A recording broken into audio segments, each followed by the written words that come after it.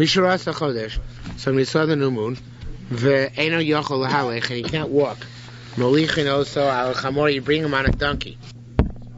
Watch the lights for you. Make sure they keep going on and off. Afilu b'mita. Even in a stretcher, im tzodeh lohem, if there's an ambush, in other words, there's potential violence along the way, lochim biyada maklos, they take in their hands sticks, right?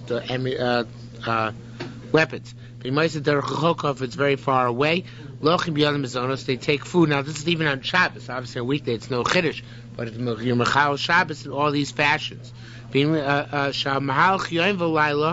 they can get to the court in my Laila if they can get to court within a day, night and a day, meaning by the following sunset, Shabbos, then you desecrate the Shabbos. The Yoitzim ladies you go out to testify in the new moon. Shneimar says, Hashem Yikrei Kodesh. These are the Yom Tov of God. They should be called at the proper time. And Moed means even on Shabbos, Yom Mechal Shabbos, in order to properly fix the luach. This is aside from Nisan and Tishrei. All of them. This is for the Eidim, though, not for the Shluchim. It's the witnesses. The Gemara is going to say explicitly, either here, in a few lines. Rabbi Yitzhak says, Dibra Torah b'chol lashon. Now, nobody understands exactly what this means. Everybody's different interpretations. But the Rashba, in its Tshuvas, which is cited here by the Gilin Shas, says that what it means is that the Torah will use a word in a secondary meaning, which is not its primary meaning. But Chol Lashon means that in ways other than the primary way. And the examples of that are both in the Torah and the Mishnayos. For in the Torah, it's Va'ish Mishtoy Allah. It says, by Eliezer, the man was waiting for her to see what's going to happen. Now, the word Sho'ah, Shin Aleph Hey, is a word which means destruction, as in Sho'ah. But here it's used not in the destructive sense, but rather in the sense of yearning or looking forward with anxiety. So it's another secondary meaning for the word sha'ah, which is being used in this pasuk. Okay? Kol garav, another word which has a secondary meaning is garav. The word garav in Torah itself means what? Torah itself, what does the word garav mean? Vayikra. It's a type of taras. Or garava yalefes. So it's a type of taras, but it also means in Mishnah language, kom garav shu machzik sasayim. We have pitchers which hold two or containers which hold two saw. So we say the word garav, which means in Tanakh taras, the form taras, actually means in Mishnayos means a jug, a pitcher. So we have, again, words which have other meanings than the primary meanings. And here too, im tzoyte lohem, lochim biyada maklos, word tzoyte normally means what? What's it's hunter, right? So it means if there's danger or violence along the way. So we have words which have multiple meanings in Hebrew language. That's the moral of the story. Now here's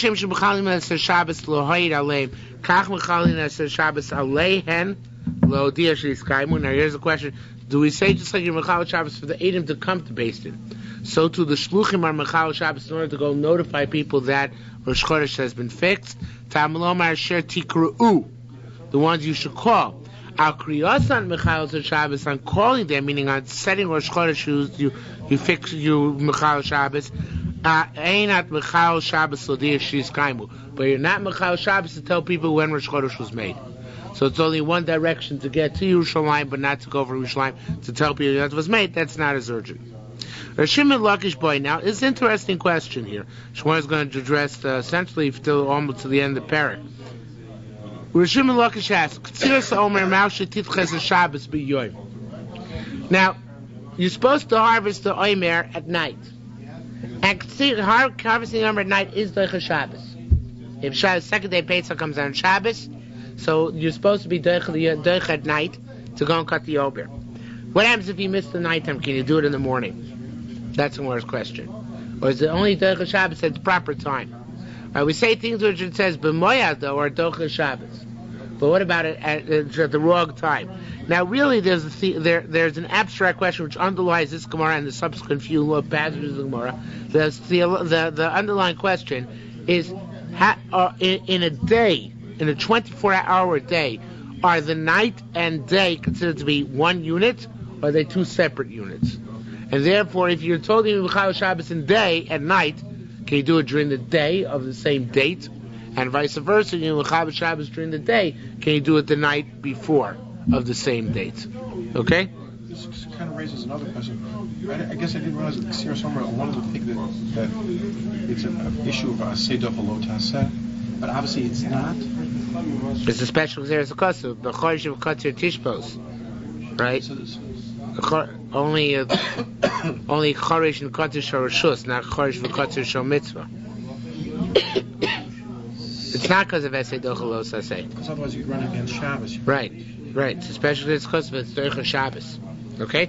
So says Gemara, Hesed Rabbi Abai. Gee, I never saw it before. Yeah, it's probably a mistake. It's probably supposed to be Rav Yeva. I didn't even notice that. It's supposed. There is an Amoran who's named Rav Yeva, so I assume that's who it is. Not Rav Abai, because we don't know any Abai except for the famous Abai, and the Yerushalmi didn't know about that Abai. So, Hesed Rabbi Abai, didn't we learn? Mitzvah so liktzor b'layla. It's mitzvahs to harvest at night, but niktzor b'yom kosher. But to harvest at night during the day it's kosher. But Doicha Shabbos. It says during the day it's Doicha Shabbos. So we see explicitly a push of Shabbos, even if it's done during the day. Says the Gemara below Kibla. Yerushalmi Rosh did not accept this proof. You know why not? Because he said you can learn to read the Brisa differently. Say it's Doicha Shabbos if it's done at night. Read it like this: V'doicha Shabbos when it's done at night, right? So maybe it's going on when it's done at night. That's so Shabbos. And that's done during the day. Or maybe Doicha Shabbos is a new thing. It's talking about the sacrifice of the Omer. Because the sacrifice of the Omer is during the day and it's Doicha Shabbos. But you have no proof from here, no evidence regarding what the halacha would be if you didn't do the Ksir Omer at night. Can you be Doicha Shabbos during the day? Rabbi Yachor said, Chazer Rishimon Lakish Minador. Rishimon Lakish changed its mind. It says it is Doicha Shabbos even during the day from the following Brisa. It's or a Mishnah, whatever it is. It's a Mishnah. So this is talking about the process of how you come to cut the Omer. Once the sun sets, the person in charge says, "Is the sun set?" Omerhin. Yes, they say yes. Ba Shemesh. I'm sorry. Omer and Ba Shemesh Omerhin. Ba Shemesh Omerhin. Then it asks again. Did the sun go? Did the sun come? So, what is this asking the second time? It's redundant, right? Again, it says when it says once it gets dark. Armelin Ba Shemesh. He says did the sun come down? They say yes. Ba Shemesh, and then again they ask. Again they say yes. Manan Kayamin. What are we talking about the second time? Imalayla Kfaru Omer. Right? It's talking about whether the sun set. We already asked Bar Shemesh did the sun set. What's the second ask Bar Shemesh? It must be telling us that if you miss the nighttime, then it is Doicha Shabbos even during the daytime. And the second Bar Shemesh is really if the sun rose already, in which case certainly you better hurry up, but you still have to be Doicha Shabbos in order to harvest the Omer. Okay? Now, Davar Shu what? Right. It's not from an actual pasuk, just from a precedent. That's right. Now, says the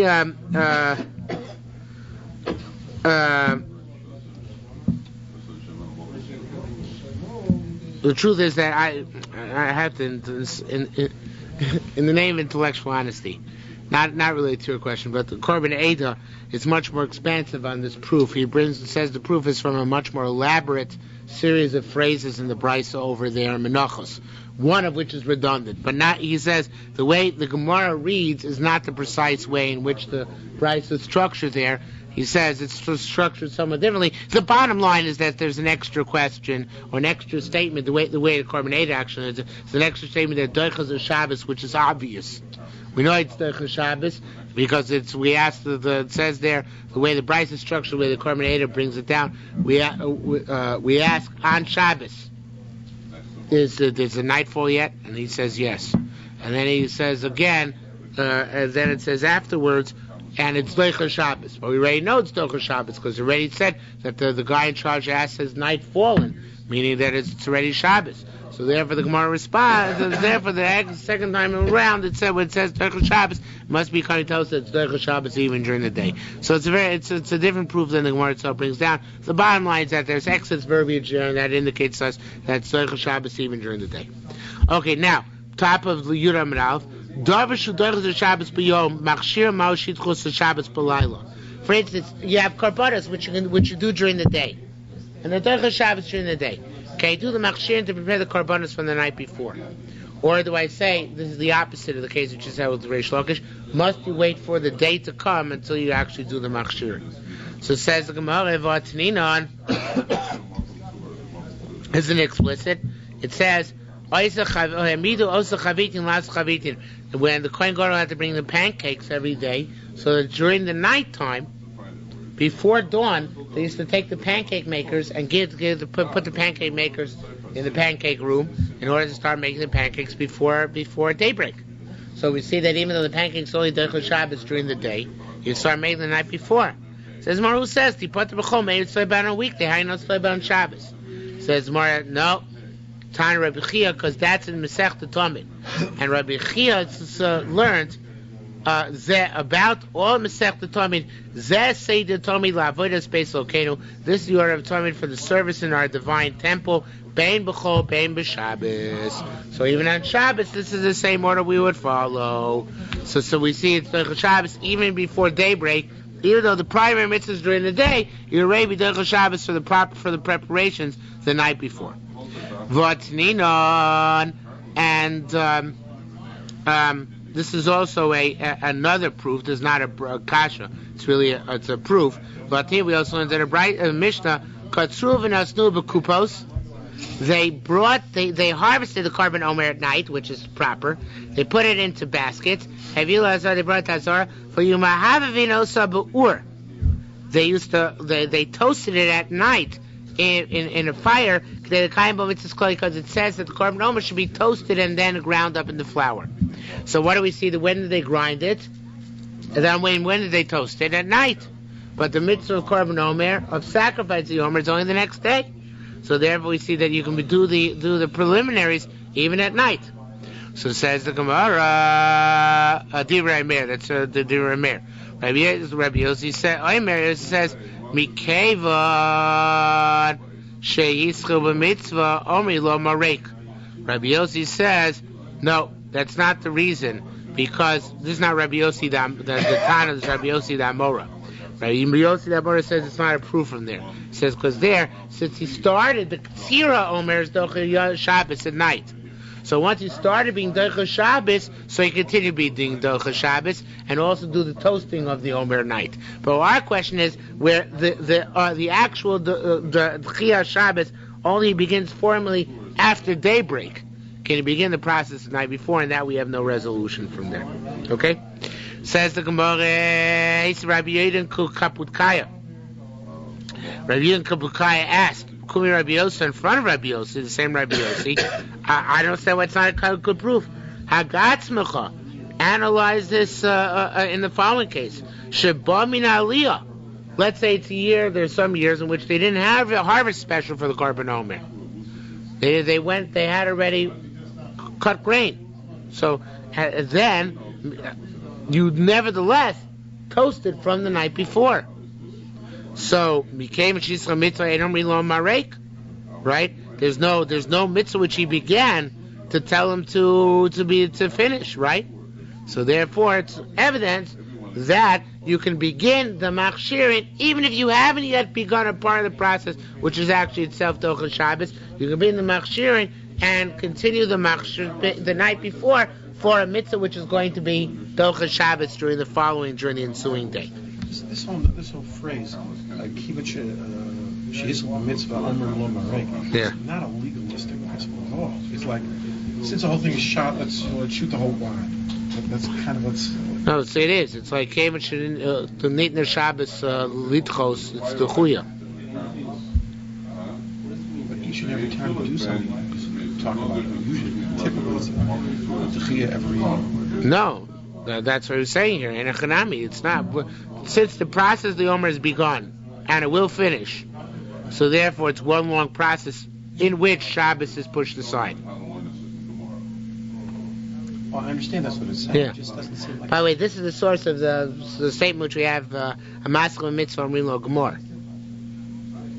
It doesn't appear anywhere, that phrase. This is the phrase. I mean, she came, she's a mitzvah and lo marek. Okay, because this is the Aramaic for the same phrase. Eis Rabbi Yaakov Bar Susi. So Rabbi Yaakov Bar Susi asked, Vatninan, or then we have a proof from our Mishnah that it can be Dochel Shabbos at night for mitzvah the next day. Because when do you testify in court about Rosh Chodesh? The next day. But it says you can be Mechal Shabbos the night before and travel through the night to get to Yerushalmi. So we see the preparations are Dochel Shabbos even from the night before, right? Then we learn in our Mishnah Shamal Laila V'yom, and travels of a night and a day, Mechal Nesa Shabbos. Mechal Shabbos, you go on your way to testify in Yerushalmi. Amar, so he said to them, became a chayom. No, here it's different. Because here, became a chayom tzorech l'layla, since the travels require all the available time. The night needs the day, and the night, the day needs the night, and the night needs the day. Kamosha kuliyom, it's as if you're traveling through, as if it's all one day. Meaning that here, there's no dichotomy between night and day, because you need all available time to travel and reach your destination. Okay? Rabbi Yehuda Barabun. Rabbi Yehuda Barabun said a different answer. Very cute. He says, hey, when you make Rosh Chodesh at the end of the day, when does it become Rosh Chodesh from retroactively? For the beginning of Shabbos, right? So actually he was Chilul Shabbos at night for the night. Because retroactively the night became Rosh Chodesh, right? So therefore it's true you only testify the next day, but that testimony works retroactively from the night before. Became a true Kadosh, retroactively it applied to both the day and the night. Okay? Next, new parak. Imei Makirin also. What? Let's say the basin doesn't know this witness. They don't know who this guy is. So he sent with him another guy to testify that he's a good guy. Okay? So if that, you have to provide him with a somebody to vouch for him. Reference, right? Originally, he used to accept the testimony on the new moon from any individual. Meaning, once the Apikosim started sending erroneous testimony, well, how that happened, we will see. They only accepted testimony from people they knew. Similarly, originally, instead of sending emissaries to the Gola, they used to just make bonfires along the way as a kind of relay signal. Once the Samaritans ruined that and started setting bonfires on their own, so then they decided they're going to send emissaries instead. So Rabbi Yehuda said, this is the way to read the Mishnah. Because the Mishnah seems to be topsy-turvy. First it says they need a makir, and then it says originally you didn't need a makir. So what does it mean? So this is what it means today. Originally used to accept testimony from anybody. Also, if they didn't if they didn't know him, so then so actually he switched around the Mishnah. Says and however if he was not known, then he would send somebody. Now along comes the next opinion, Rabbi Yesamar. You can even read our Mishnah without changing it around. I see it works out. Also, if they don't know him, you said somebody else with him. Why? That originally they used to accept testimony from anybody. Now, it's not clear here, and the Mefarshim see that difficulty. Is there a machlokas of substituting Rabbi Yoina and Rabbi Yosa or not? I think there is. In the Korban it sounds like there's a substantial machlokas, meaning the Rabbi Yoina said that originally they would accept testimony from everybody if they recognized him, and that's why originally they needed to have from the get-go, people who came to testify that this is the right guy, this is a legitimate guy, we vouch for him, a reference, as you said. Rabbi Yosef said, no. Rabbi Yosef said, originally, we accepted testimony from anybody even without a voucher. Even without a person to vouch for him. Guy comes, looks for him, we accept his testimony. Then, the Tzdokim were Mekalkel, then they started requiring vouching references. Okay? So I think, again, the name Moshe seems to say it's just a question of how to read the Mishnah, whether to switch around the phrases. But I think there is a substantial machlokas here. What was the default assumption before the Tzdokim came along, that even then we needed somebody to recognize him, or if we saw a person who looks reasonably upstanding, we accepted him without any questions. Okay? Ask Gemara, look, okay, if you need a voucher, a reference, how many people should you need as references? 2. Yeah. Need Eidos that he's a good guy.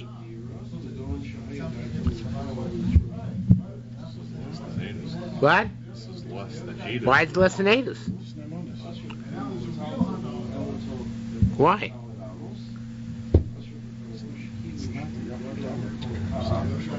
Rosh Hashanah says kashrus.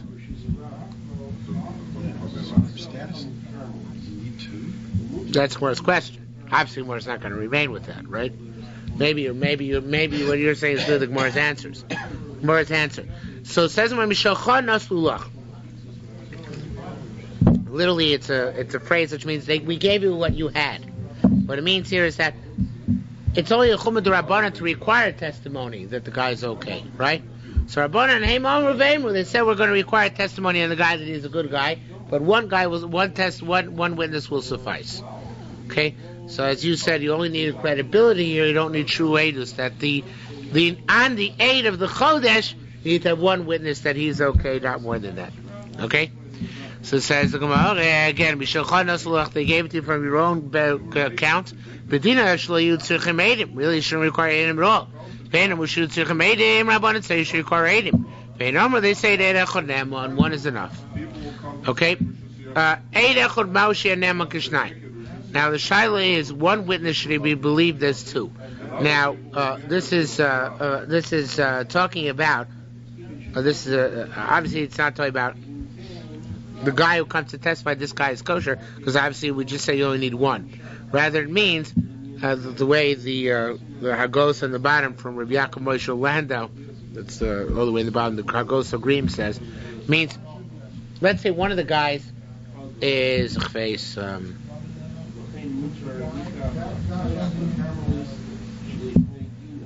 Rav Elyashiv, and the other guy is Beryl Shmerel. So can Rav Elyashiv come and testify in the new moon and testify that Beryl Shmerel is a valid aid? You understand? Can he do both functions? What? He might have been, but the thing is, since we're saying anyway to require the aidus on the other guy is only the Rabbanan, so therefore maybe we're making and say that let this guy do both parts. Okay, that's a question. Hey Chavita, what's the case? Hoyushnaim. This is the case I just described to you. There are 2 of them. Echad hakol makir, so everybody knows Rav Elyashiv. Echad eino da makir, and the other none of them know. So now there's the Gemara here. The Agos in the bottom, the Agos Agreem. It says the Gemara is all messed up now. Now we should have the phrase. Go to the next page, on the 4th line down. This is the end of the question. Can Rav Elyashiv, in the case I gave, become like somebody else, like a third party, to testify against, for the other witness, right? Says no, can't work. Because if that's the case, all the testimony is fulfilled by that one aid. And we know that doesn't work. You have to have 50% of the testimony based on each witness.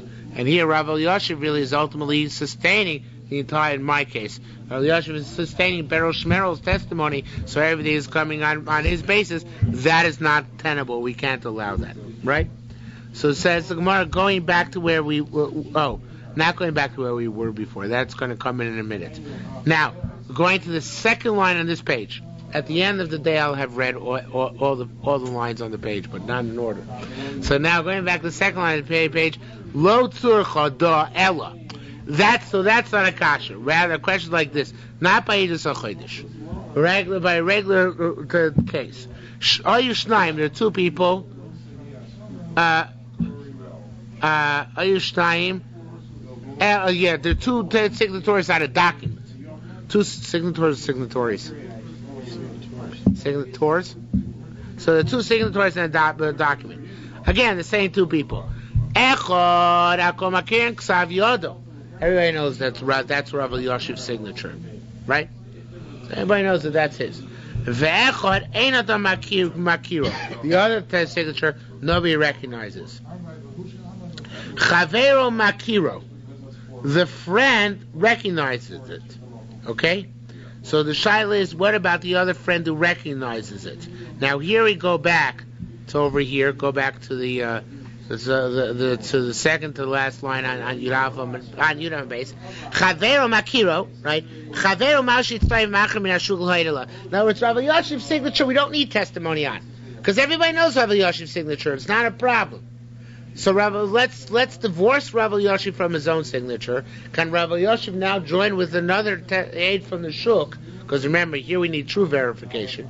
Not just one aid, but two aidim, because it's a signature on a document. Can Rav Elyashiv join in with somebody else and verify the other guy's signature? That's our question. Again, since Rav Elyashiv is so famous that his signature needs no verification, can he now join as verifying the other guy? Right? So it's as if he's not sustaining the entire edus, because he's not doing Beryl Shmerel and himself, because what's doing himself is his signature, not him. Right? It's schizophrenic. We distinguish between his signature and himself. His signature is half of it, and he's helping the other half, but it's not. It's all of it's happy result of him. Okay. So Rabbi Zir Rav Chuna B'Shem Rav said no. Einu v'acher mitzvah for nachasima seder sheni. Nice try, no cigar. He and the other guy cannot join on the other signature. Again, because the way the Gemara in Ksuva says, and Bavli says, it comes out, Nake riva de b'moina puma dechad sado. Does that ring a bell, that statement? That means, what? 3/4 of the testimony. Nake riva means a quarter less than the whole thing. 3/4 of the testimony is on the basis of one witness. Right? Because really, you can't divide up Rav Elyashiv from his signature, so therefore, he's half. Plus he's half of the other guy, so he's doing 3/4 of the testimony, and each witness has to do half of the testimony. Right? Okay. The reason why that's so is because you're learning this in Makos right now. Makos Tavav. The first thesis there says that two of the edus by 80 mominus. It's not my bekiyas. I'm learning in the afternoon. The edus by Dini mominus is comprised of two witnesses who could each create a shvuah. Right? Because one aid in mominus creates a shvuah.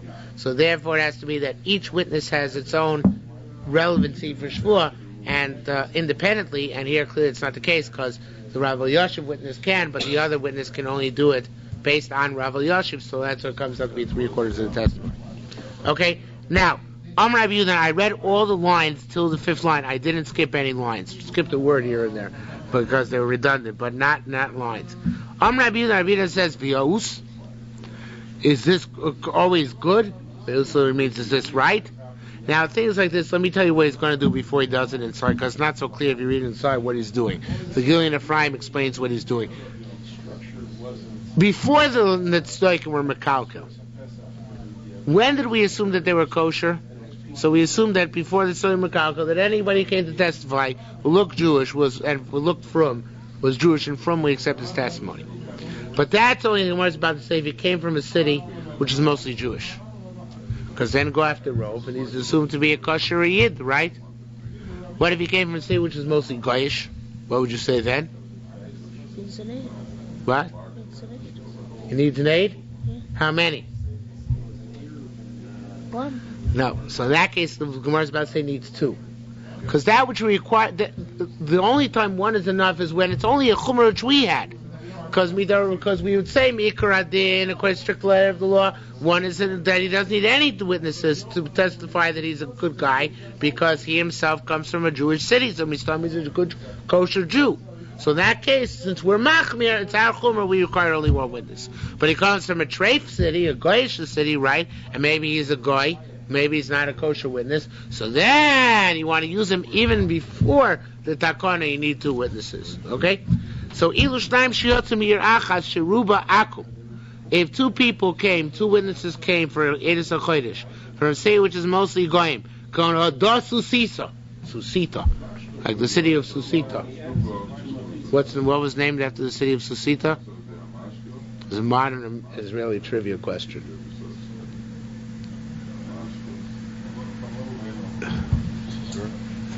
It's a brand of car produced in Israel, which was called the Susita. You ever heard of the Susita? It was a car ahead of its time. That it was made of fiberglass. It was not made out of metal. I don't think they make them anymore. I think they were a miserable failure. But in any event, what? Now they're Saturns. No, Saturn's right. So, Fiona does Susita, like Susita. So, Echad, Hakomas Kirin also Yisrael, whether he's a guy that everybody recognizes he's a Jew, or Echad Eno da Makiro, nobody knows, the people don't know, Chavero Makiro, and his friend does know him, Chavero Maushi Asakech Meshuk L'Hoida Love, can his friend become a witness upon him to testify upon him? You can't say that. If you say that, then all the testimony comes out as miskayim 1:8. So therefore, we don't trust it over there. And here too, if you know, even if they both come from when they both come from a Goyish city, even though one is known to be a Jew, right? It's again Yav Yoshif, right, who comes from a Goel, let's take Chicago, right? It's a Goyish city. Let's say Rabbaron comes to testify, right? So everybody knows that Baron's Jewish, and the other guy who comes is Jay Reinsdorfer, right? So he's Jewish, but who knows he's Jewish, right? Some postulators anyway. But let's say, right? So can Rabbaron testify in him that he's Jewish, right? So that we say no, he can't testify in that because then again you'd be relying on one witness for most of the testimony. But in that case, as I said, the Gilyon Ephraim says it's clear that you need 2 witnesses, not just one. Again, because they're coming from a place where there's no chazaka, there's Yisrael kosher, you need to have 2 witnesses. Okay? Talmud, we learned over there. Amalei Mamuneh. And once on the topic of testimony, we're going to finish early tonight, guys. I'm sorry. Talmud, we learned over there. Amalei Mamuneh. If the person, this is in the Seder of Yuma, Zavoid of Yom Kippur, right? So it says that the guy in charge would say to somebody who's on the lookout tower, Suru, go and see him, Zaman Shechita, the time Shechita came. When was the time Shechita, Yitzchak? When was the time Shechita? When the whole east was lit up. The whole east was lit up, right. Right? So the question is, if it comes, it's the right time. Haromer bar koi. You would say that the light has come. Mao bar koi. It says bar ki here, but in Bavli it says bar ki. Barekas. One of the precious stones in the kosher is called the barekas. So I guess it was like an orange, radiant stone. So therefore, that's what the language you would use. Barekas. Maybe it was bluish. I don't know. Because I guess the sky looks blue in the early morning. Whatever. It's the color of the early morning sky. Talmud Army above it said Barak is not the language of that precious stone, but Barak in modern Hebrew is lightning, right? So it means illuminated, right? It means Hanher Manara. Hanher Manara is Aramaic for there's illumination in the eastern sky. So in any event, the Shiloh is like this. It's a cute question. You got to give the Yerushalmi credit for this one. Yerushalmi asked, this guy is a lookout on the watchtower. Why do we trust him to say it's light? He's an Eid Echad. He's one witness. How do we trust him? It's a good question, right? How do we trust him? So it says Yerushalmi, very interesting answer. Shani Yochel. Here it's different. It should be Sha'at, not She'enat. Sha'at Yochel Lamadolov. It's what we call in the lingo Mided Ikal Ivrure. We can check him out. We can see if he's lying or not. So by Mided Ikal Ivrure, by something which we can check out, we rely on 1/8. Right? So because we can check out, so therefore he's not going to lie. He's afraid to lie because he knows we can check him out and disprove it. Says the Gemara, wait a minute. Let's be afraid. Adu holy v'nofi kumanara. By the time the guy is going to check him out, remember the lookout is standing there in the tower. So we ask him, is it light? He says, yeah, it's light. So why should you trust? Because he's afraid to lie because we're going to check him out. But then when I check him out, we have to send somebody all the way up the watchtower after him. Maybe by the time the guy gets up to the watchtower, it'll be light, Taka, and we'll never be able to catch him in this deception, right? So how do we trust him earlier? Says the Gemara, a very interesting answer. The matter is recognizable, meaning if you have a Kohen who's smart, he'll go up there and notice by the degree of lightness at the light in the horizon how much earlier could possibly become light. In other words, if you have a Kohen who's astronomically, inclined, he can tell whether the guy, when he said, let's say 5 minutes ago, there was light, whether it's possible he was telling the truth or not. Okay? Amar Eid Echad Noad Ish Ploni B'Shabbos. If one witness comes and says, so-and-so was born on Shabbos, now, he's not yet an Ish, he's really a little kid, but Moli no Salpiv. You can give a bris milah to the kid on the basis of this one witness. Why? Because we say it's Isurin, Shabbos is Isurin, and we rely on one witness, right? This is an interesting application. The halacha is that a kid has to be 9 months old in order to the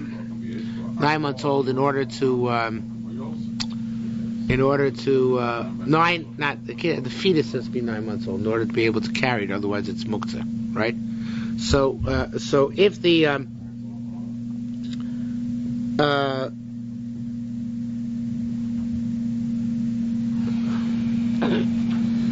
now I'm looking at the Korban, I think I have a much better shot than he does. I'll tell you the Korban shot, but now I think I'm thinking I have a much smoother shot. Korban shot is that this guy comes and says that the kid was conceived 9 months ago, and the kid was born, he's already fully formed.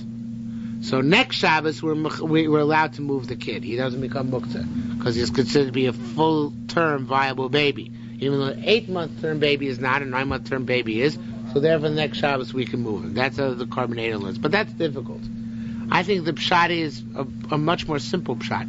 You have a kid who's taka muktzah on Shabbos because he's born in the 8th month. And in the old days they wouldn't carry a kid born in the 8th month because he's considered to be stillborn, even though he's alive.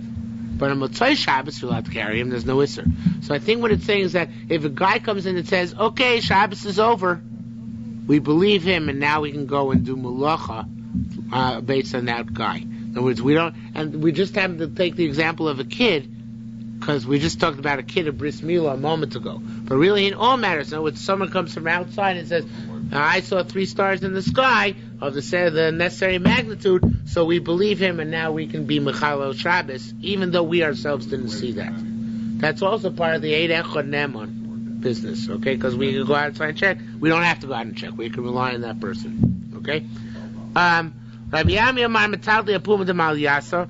Rabbi Ami says that you're allowed to carry a kid and say that he's fully born, to get going the Korban Eidim shot. Metaldi, you can say a kid is fully formed on Shabbos. In other words, a kid is born, and we don't know if it's a 9-month-term baby. We want to know if we can carry him on Shabbos. So we can, if the Malyasa, which are the midwives, they change gears a little bit to Malviyasa, ones who accompany the Yoledis.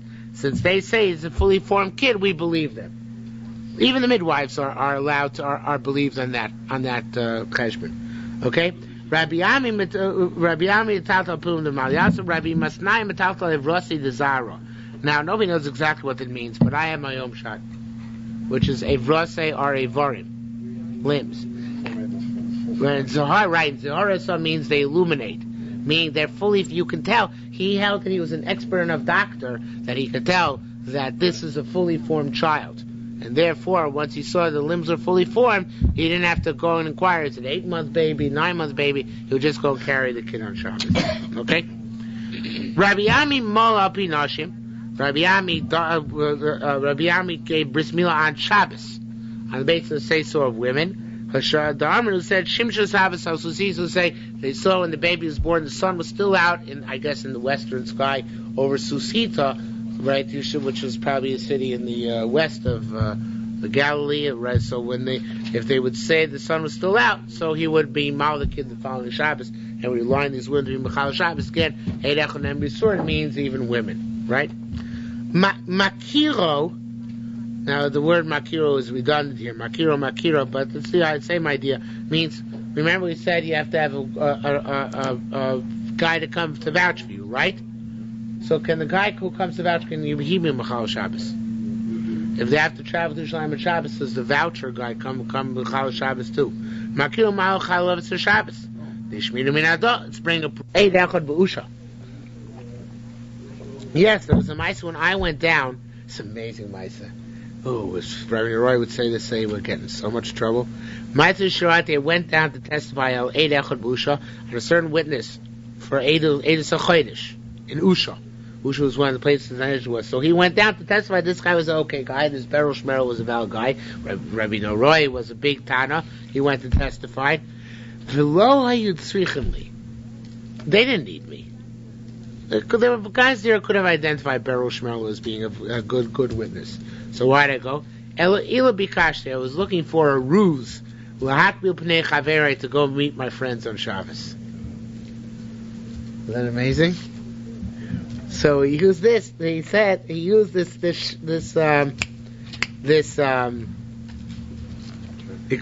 trick in order to get to the Sanhedrin on Shabbos to say hello to all his friends. So in any event, even though it's an amazing statement, Lamaisa, we do see one thing from here. What we see is that the Eid HaMakiro, the guy who's coming to recognize him, can go meet Mechal Shabbos. Okay, it's true. It's one line. Says tomorrow, Makiyukul Avatam. It's really a new sugya. We'll have to come back to it tomorrow night, but just to say, reach Tom the base. Makiyukul Avatam. On what was the ruination, right? Which the Tzdokim ruined. Shayu Omer Matzeres Lachar Shabbos. The Tzdokim, if you recall, they hold Shavuos always comes out on a Sunday. The day of Machra, because they say Pesach is always. They always count Sfiras Omer from a Sunday, right? Regardless of when first day Pesach is, they don't count from after first day Pesach. They count from after Shabbos Pesach. That's how they always count. So Rosh Chodesh No, so it doesn't have to be, because they will wait till Shabbos Chol Moed to start Sfira. But that's the point. When if Rosh Chodesh was going to come out on a Shabbos, that would be good for them, right? Because then the first day Pesach comes on Shabbos, and the second day Pesach would coincide. The day we start counting the Omer would be the same day they start counting the Omer. So they had a very strong negiah that even if the moon was not seen on that Rosh Chodesh Nisa, on that Shabbos, they would be Mechalel Shabbos to come to Basin to say they had seen the moon, in order to be able to then have the calendar work out in accordance with their position, right? So that's what he says here. They will leave the night before.